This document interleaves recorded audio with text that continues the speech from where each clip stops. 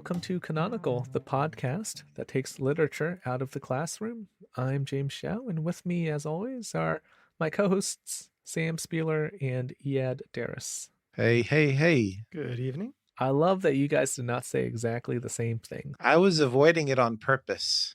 Our wonderful audience of two can tell you two apart. I'm just kidding. We have more than two people listening to us, possibly four.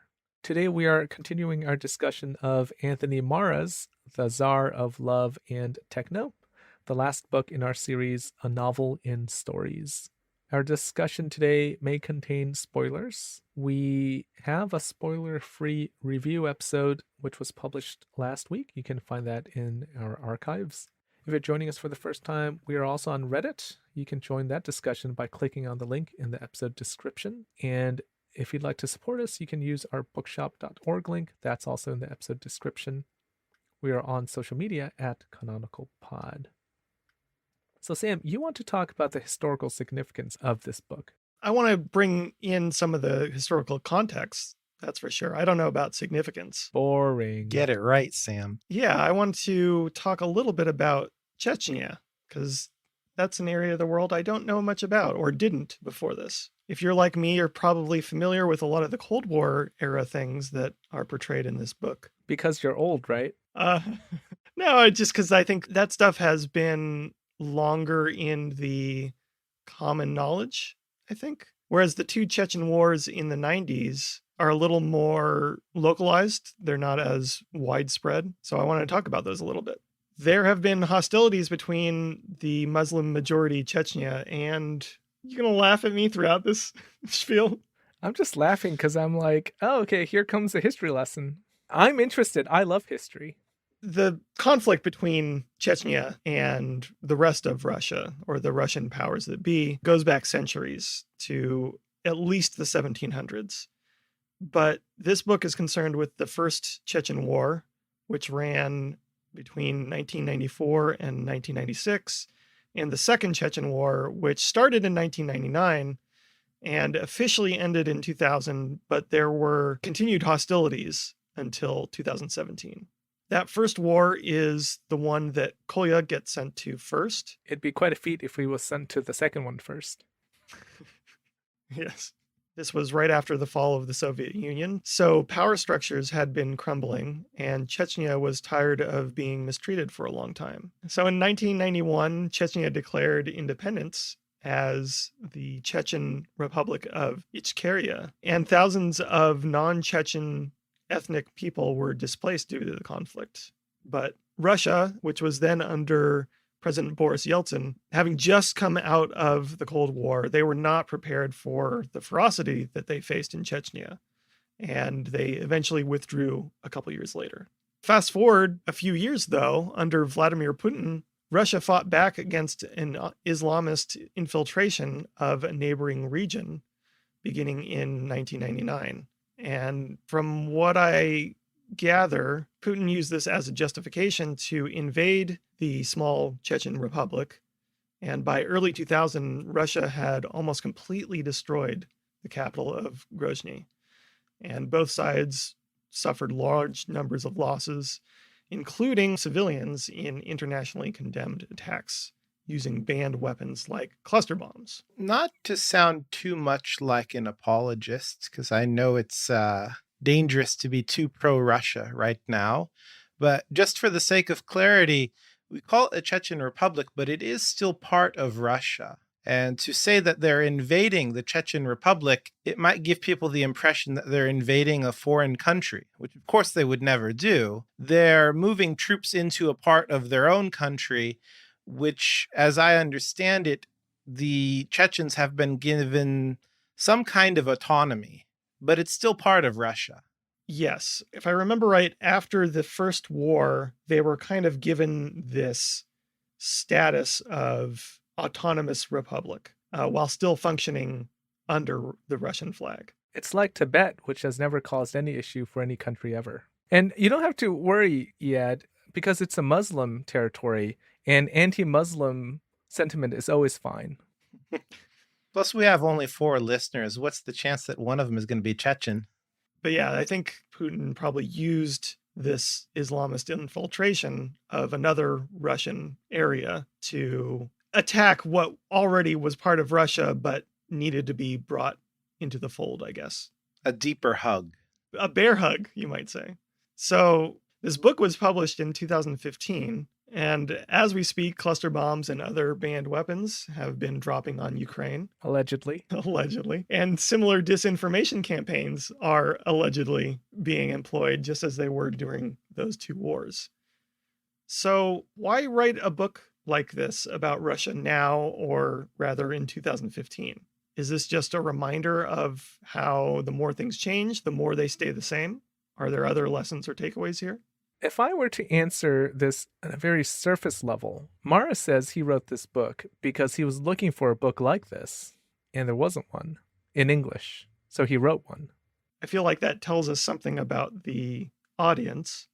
Sam, you've introduced all of this context, but do you think this context is really necessary? Like, did knowing or not knowing these things impact the way that you read and enjoyed this book? AKA, is this going to be on the test, Mr. Spieler? Well, we talked in the last episode about like an overarching theme, or, the so what, I guess, of this book. And that's something that I've been struggling with. And maybe the first one that came to mind was how familiar all of this was. That isn't this a lot like what has been happening in Ukraine? Or, yeah, you mentioned off air a couple that now I'm realizing I meant to bring up and didn't. Donbass and Crimea. That seems to be the most immediate context for the book, because the end of the conflict when Russia seized Crimea was in 2014, just a year before this was published. I think Marra is genuinely interested in the region just on its own, but it does feel like he's highlighting, for lack of a better way of putting it, how awful things have been in Russia and Chechnya specifically. So we broke a long-standing tradition. In our review episodes, I always ask the person who picked this book, why did you pick this book? And Sam, you picked this book. Why did you pick this book? That answer is mean to another writer, not Anthony Marra. Originally, I picked Where the Wild Ladies Are. Where the Wild Ladies Are. I did not enjoy it. And I got about a quarter of the way in, and it was not what I was looking for. I didn't feel like it was well written. Even though I really liked the premise of it, it didn't seem like it was delivering on that. And this is one of the backups that I had. It had been on my radar for a while, but James, I think you had this listed as well. So this sounded like something I really would enjoy. I didn't know much about it other than it was about Russia. I mean, I want to commend you because it's very timely, this pick. And one might wonder if you caused the Russian invasion of Ukraine. Don't tell them all my secrets. The reason why I ask and why I brought this up is, why is this relevant? I think it's politically relevant because obviously there's a big-ass invasion and war going on. Sorry, war in quotation marks. Yeah, there's a special military operation going on, and there have been a few of these in recent Russian history. But I think to sort of tie together what you said and what Marra said in the interview, I think there's something appealing about this story that's not been told. And thinking back to what I knew about Chechnya, all I knew was those Russians were at it again with those atrocities in Chechnya. And I also remember reading about how these were Muslim extremists. So, at the time it was okay to hate on the Muslims.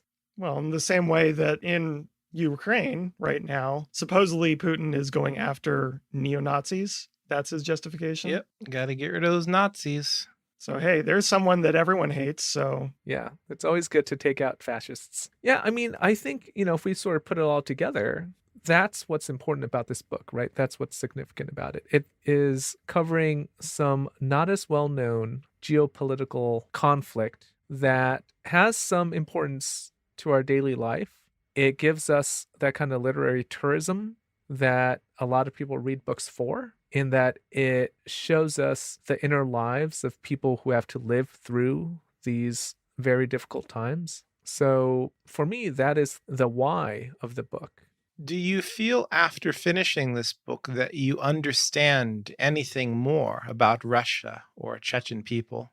This is a criticism of the book that I did not verbalize in the last episode, which is that one of the issues I had with this book is the voice. I thought that it was very clearly, plainly an American voice, and it did distract me, especially at the end of the book, because in the review, I talked about how I thought the book deteriorated in quality as it went along.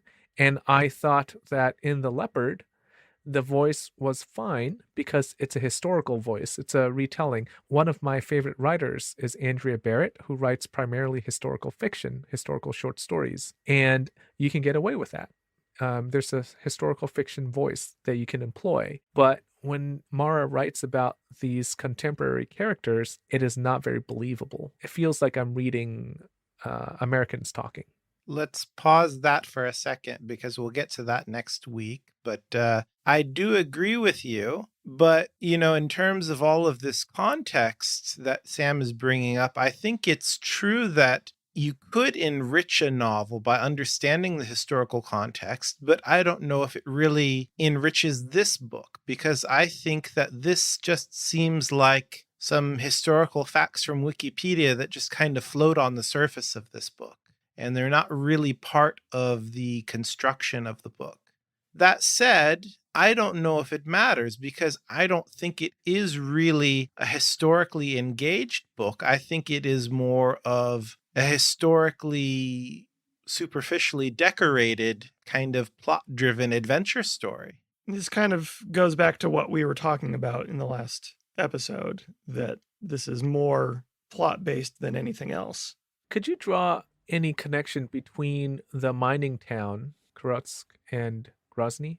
I think the way that he describes the two different places is clear enough. They do have distinct places in my imagination when I read the book, so I think he does justice to them as places in the real world. But all I can really say is how they're different from each other. I don't really feel like I've been shown anything about Grozny that is different from any other place that fits into this kind of vaguely, Caucasus, Eastern European part of my imagination. The clearest picture I have of Grozny is just that it's been leveled. That's really what I see in Marra's book. There's a sense of exploitation. I think it's not fully borne out, but Grozny, I mean, in one of the funnier moments, it's trying to be a tourist destination, right? And they are also trying to convert the mining town, trying to find a way to exploit the mining town after its history as,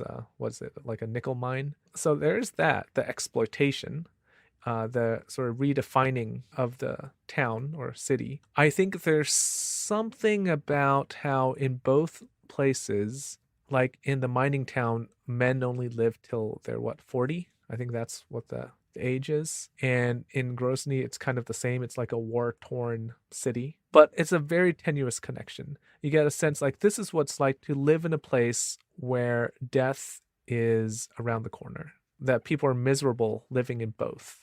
And you kind of have to find these small moments of happiness. Like with Kolya, it's that photo. And the big arc in the story is his brother goes to the Black Sea and dumps the ashes. Nice kind of thematic, cinematic story arc move.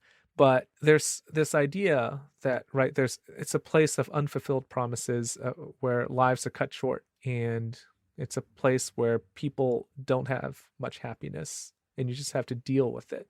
It's a very tenuous connection. I think one of the reasons for the end, the epilogue of sorts that we talked about in the review episode, is pulling that out. I think that's part of the point of that, even though I don't think any of us enjoyed that. But I think if you take out the epilogue, I think that becomes more tenuous. I think there's something about that he's trying to get to this transcendence of everyday life, of this gritty reality that everyone there has, that all these characters share. I'm really trying hard with this epilogue because I feel like if you take it out, those ideas are still there, but they're a lot harder to grasp. there's also a juxtaposition where you have the mining lake. You get a very sort of hard, flinty imagery, and then you contrast that with the hill where he's growing herbs, and the soil, the softness, right? Even though it's mined, I think there's also that contrast. The contrast of specifically that pasture, not the city itself, because the city itself is like the mining town, but the pasture is this kind of haven. Once again, very tenuous. You really have to grasp at it. But I think there is something there about the comparison, the relationship between these two places and the history of the Chechen Wars. All right, let's take a short break. We'll be right back.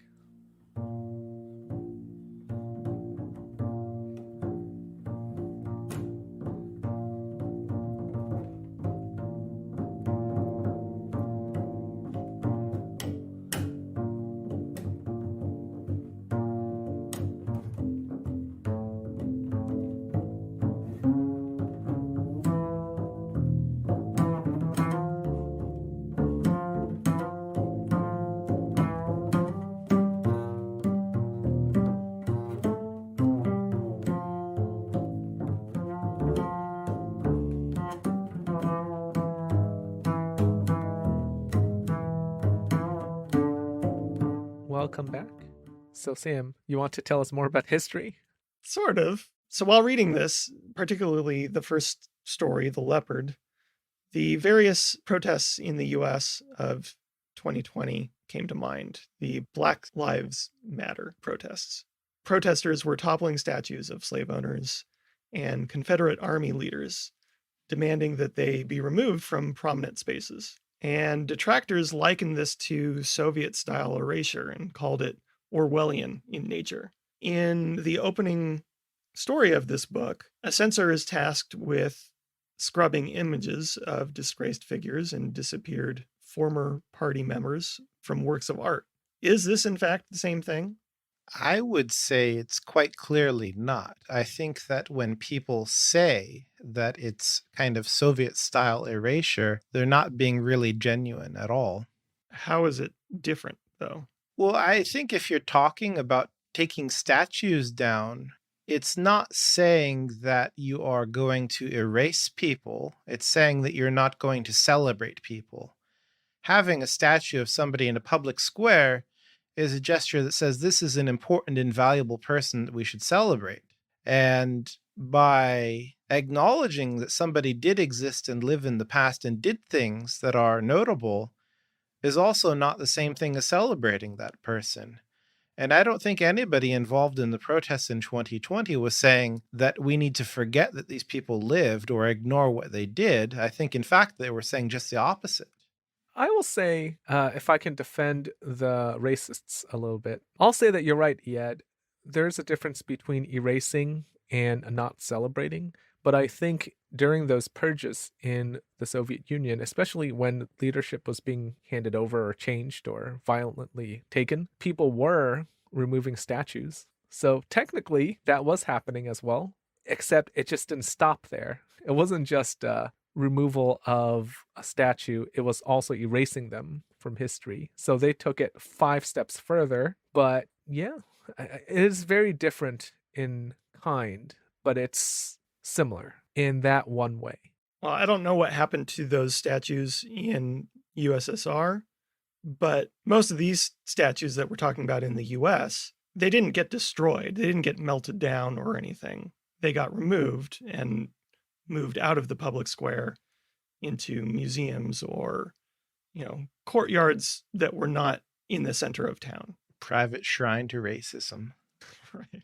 I think there's a 99% Invisible episode, I want to say, about statues of Lenin or Stalin. After the fall of the USSR, these statues started coming down, and there's still one left in the Antarctic.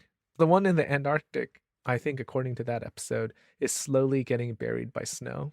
I mean, it's part of what comes with regime change, and I think, these protests, it's a kind of regime change. It's popular regime, like it's a change in perception in how we view history. And I think that's the connection you can draw with Soviet purges, is that the government, the authoritarian government, decided kind of overnight that all these people are no longer acceptable and we are not celebrating them.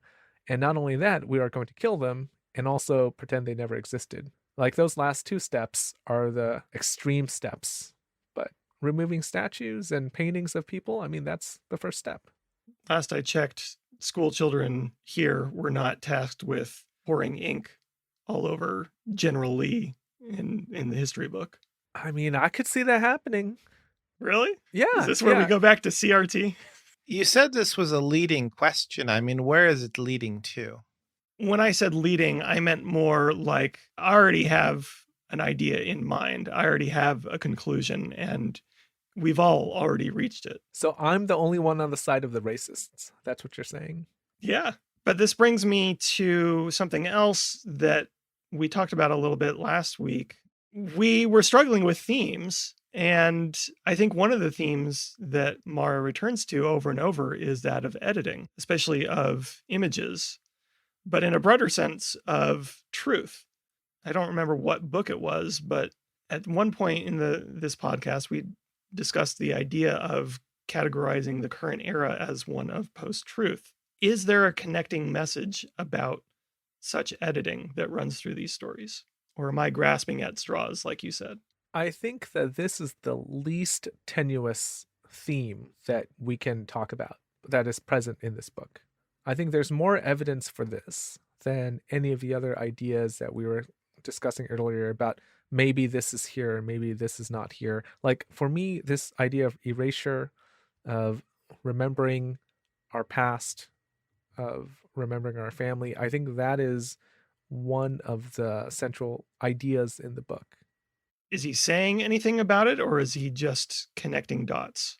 I mean, if we look at the way that the stories build up, I think we see the culmination of this in the penultimate story, A Temporary Exhibition, where he goes to the exhibition and he sees the pictures of his father in the gallery.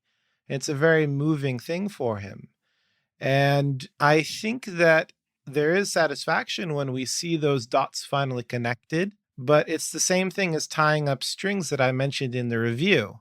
Like there is pleasure in seeing things that should be one way put that way, but it's not anything unexpected.